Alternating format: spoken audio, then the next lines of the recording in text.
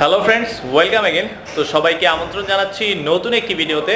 তো আজকের ভিডিওতে আমি চলে এসেছি হৃদয় মোটরস 2-তে। তো আপনারা অলরেডি অনেকেই জানেন যে হৃদয় ভাই নতুন একটি শোরুম উদ্বোধন করেছেন, আর এটা হচ্ছে হৃদয় মোটরস 2, আর এটা হচ্ছে ঢাকার মগবাজার ওয়ার্ল্ডলেসে। মূলত অনেক চাকরিজীবী ভাই রয়েছেন, তারা আমাকে কমেন্ট করেছিলেন যে তারা আসলে ব্যাংক লোনে কীভাবে বাইকগুলো কিনবেন। তো তাদের জন্যই আসলে আজকের ভিডিওটা, এবং আজকে এই বিষয়টাতে আমাকে হেল্প করবে হচ্ছে হৃদয় ভাই। হৃদয় ভাই আমাদেরকে এই বিষয়টা সব ডিটেলস জানাবে। তো হৃদয় ভাই, আপনি যদি আমাকে একটু বলেন, একজন চাকরিজীবী বাইক কিনতে গেলে তার আসলে ব্যাংক লোনের মাধ্যমে যদি সে বাইক কিনে কি কি জিনিসগুলো একটু প্রয়োজন? আসসালামু আলাইকুম, সাইফুল এক্সপ্রেসের পক্ষ থেকে আমি হৃদয় চৌধুরী জানাচ্ছি আন্তরিক শুভেচ্ছা এবং অভিনন্দন।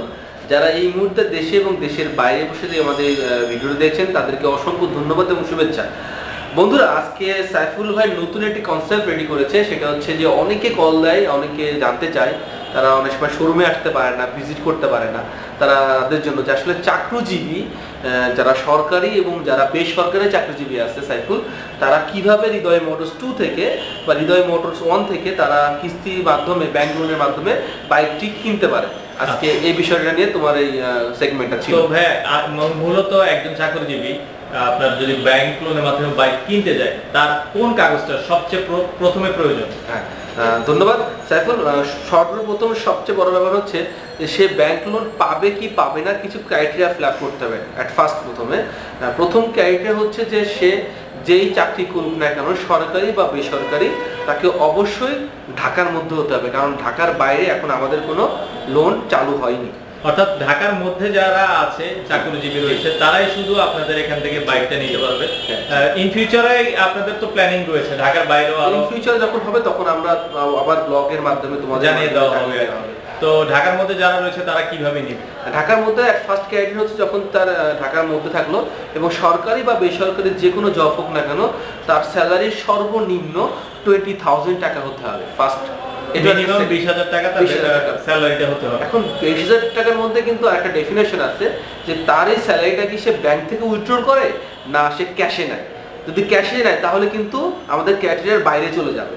অর্থাৎ তাকে তার যে স্যালারির টাকাটা রয়েছে, মূল টাকাটা তার ব্যাংকে ঢুকতে হবে। জি, মূল টাকাটা 20,000 টাকা, 20,000 টাকা ব্যাংকে ঢুকতে হবে। মিনিমাম 20,000 টাকা হইতে হবে, 20,000 টাকা নিচে হলে হবে। বেশি যত হোক কোনো সমস্যা নেই, কিন্তু কম 20,000 হওয়া যাবে না। আচ্ছা, মিনিমাম 20,000 টাকা হতে হবে। আর সে যদি কেউ ক্যাশ স্যালারি পায় তাহলে সর্বনিম্ন 35 থেকে 40,000 টাকা ক্যাশ স্যালারি পেতে হবে। অর্থাৎ কেউ যদি ব্যাংকে টাকাটা না নিয়ে থাকেন, ক্যাশে নিয়ে থাকেন, সেক্ষেত্রে 35 থেকে 40,000 টাকা হতে হবে। এই ক্রাইটেরিয়া ফিল আপ করলে তাকে অবশ্যই আমি একটু বলতে পারি যে প্রথমত জাতীয় পরিচয়পত্রের একটা ফটোকপি দরকার হবে তার, এবং স্বাক্ষর 6 কপি ল্যাব প্রিন্ট ছবি, মানে ছবি কিন্তু দুই ধরনের, ল্যাব প্রিন্ট হইতে হবে, কম্পিউটার প্রিন্ট হইলে হবে না, কম্পিউটার প্রিন্ট হবে না।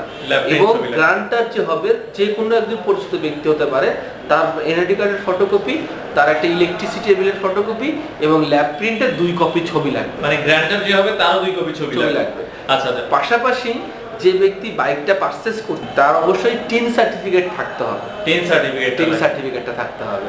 মানে সেক্ষেত্রে আমি দেখতে পারলাম যে তার ছবি আছে, তার ভোটার আইডি কার্ডের ফটোকপি আছে, একজন গ্রান্টার আছে, সব তার একটা বিদ্যুৎ বিলের ফটোকপি আছে, এবং আমাদের এখান থেকে আসার জন্য তার যে সবচেয়ে বড় ব্যাপার অফিসের যে একটা আইডি কার্ড থাকে, তার কিন্তু একটা অফিসের আইডি কার্ড, যে অফিসে কাজ করে ওই অফিসের আইডি কার্ড ফটোকপি লাগবে। বা হ্যাঁ, তার পাশাপাশি ব্যাংকের 6 মাসের স্টেটমেন্ট, যেহেতু আমি বলেছি ব্যাংকে তার স্যালারি ঢোকে। আচ্ছা, আপনারা তাহলে আপনাদের যে ব্যাংকে স্যালারি ঢোকে সেটা 6 মাসের স্টেটমেন্ট থাকতে হবে। আচ্ছা, দ্যাটস ওয়াই এই স্টেটমেন্টে থাকলে এই সব কিছু নিয়ে অ্যাড করে যখন 20% টাকা সে প্রোভাইড করবে, তার 10 থেকে 12 দিন ওয়ার্কিং ডেজের মধ্যে আমাদের প্রতিষ্ঠান বা ব্যাংক তাকে ভেরিফাই করবে। আচ্ছা, এই জায়গায় আরেকটা জিনিস আমি বলিনি, যেটা আমি জানি, সেটা হচ্ছে তার এই কাগজপত্র দেওয়ার পরে ব্যাংক কিন্তু তাকে লোন দিতেও পারে, কিন্তু নাও দিতে পারে। এটা কিন্তু কাগজপত্র যদি আপনার সঠিক থাকে তাহলে কিন্তু আপনার ব্যাংক আপনাকে দিয়ে থাকবে, ইনকোয়ারি করবে। হ্যাঁ, ইনকোয়ারি অবশ্যই 20% যে টাকা বাইকের দাম এমআরপি, তার 20% টাকা দিতে হবে, 20% টাকা দিতে হবে। আচ্ছা, এটাই হলো মূলত আপনার এই জিনিসগুলো প্রয়োজন।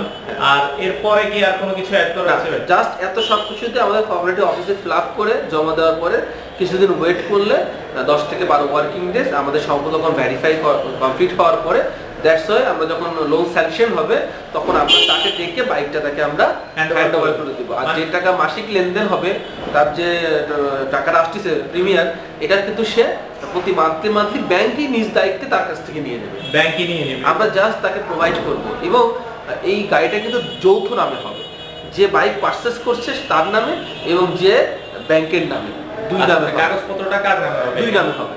ও তাইলে এই ক্ষেত্রে যখন তার ব্যাংকের লোন পরিশোধ হয়ে যাবে তখন ব্যাংক একটা এনওসি দিবে, এনওসি কপিটা বিআরটি তে জমা দিলে তার নামে কনভার্ট হয়ে যাবে, যে পার্টি তার নামে কনভার্ট হয়ে যাবে।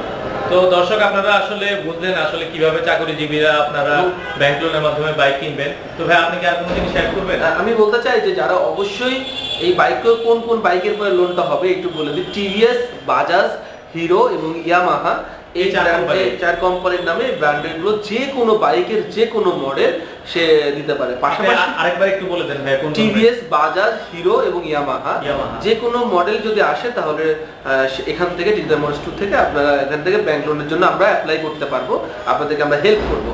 পাশাপাশি কথা হচ্ছে যে কেউ যদি চায় 20% জায়গায় সে 50% টাকাও দিতে পারে, তাও কিন্তু দিতে পারবে। মানে মিনিমাম দিতে হবে 20%, এর উপরে চাইলেও আপনি দিতে পারবেন। কিন্তু 6 থেকে 24 মাস মেয়াদের কিন্তু লোনটা হবে। আচ্ছা, 6 থেকে 24 মাসের লোন হয়ে থাকবে।